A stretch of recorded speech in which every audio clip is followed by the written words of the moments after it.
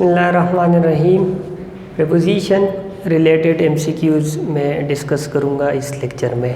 MCQ number 1, spot there are 4 options underlined है, इनमें से जो इनकरेक्ट ऑप्शन है उसको स्पॉट करना है, उसको आइडेंटिफाई करना है।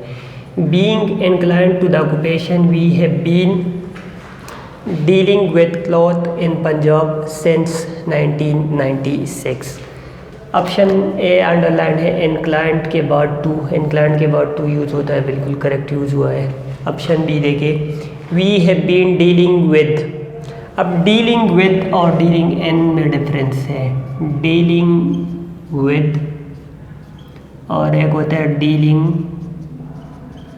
इन। अगर हम ट्रेड की बात करेंगे तो डीलिंग इन यूज़ करेंगे या डील इन अगर ING फॉर्म नहीं है, और डीलिंग विद हम यूज़ करेंगे जब कोई चीज़ किसी और चीज़ के अबाउट होता है। फॉर एग्जांपल हम कहें this chapter is about plants, तो वहाँ पर हम this chapter deals with plant लिखेंगे, डील्स इन प्लांट नहीं लिखेंगे। तो यहाँ पर चूँकि ट्रेड की बात हो रही है तो डील के साथ इन आना चाहिए था, विद नहीं आना चाहिए, तो बी करेक्ट आंसर है। Dealing in cloth in Punjab, province के साथ इन यूज़ होता है, बिल्कुल करेक्ट है। 1996 इनिशियल पॉइंट को रेफर कर रहे हैं तो सेंस भी करेक्ट है। Deal in, dealing in correct option होगा।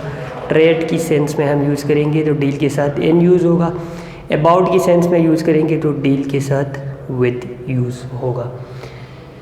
MCQ number 2, as he was not familiar with the area he got late by 5 minutes, so he had to part either from his money or from his son.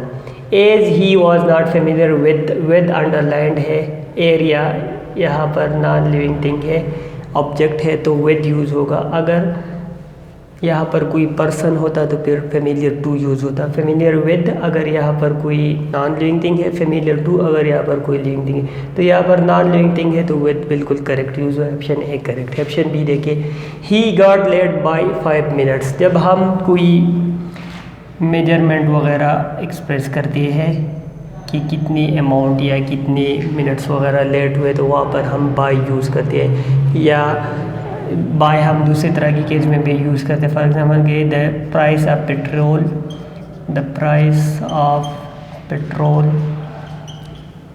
Increased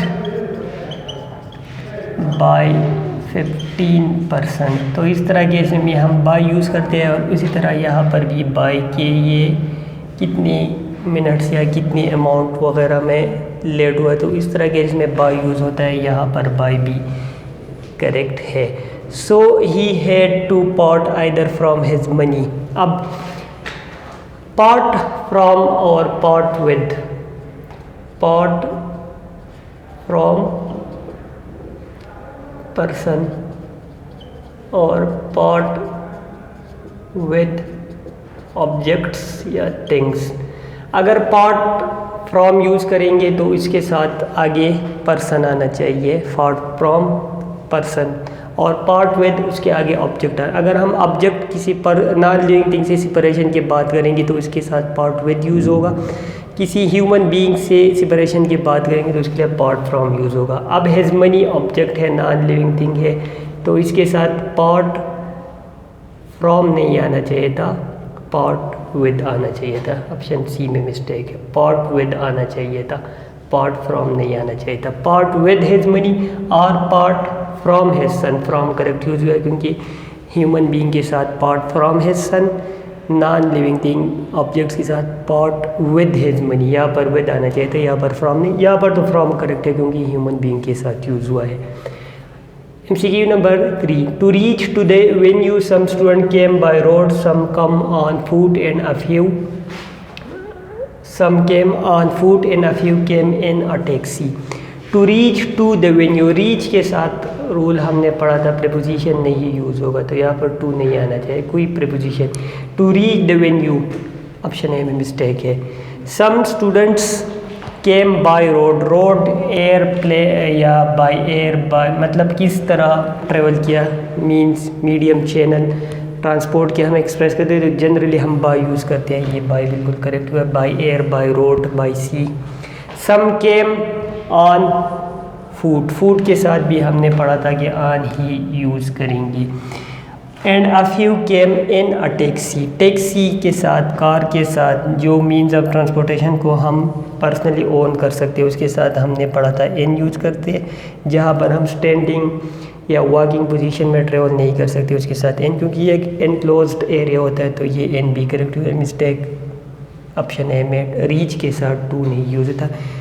ये कुछ words थे जो मैंने list लिखा था जहाँ पर prepositions नहीं यूज़ होते। मज़ीद एमसीक्यूज़ में नेक्स्ट लेक्चर्स में डिस्कस करूँगा प्रीपोजिशंस रिलेटेड।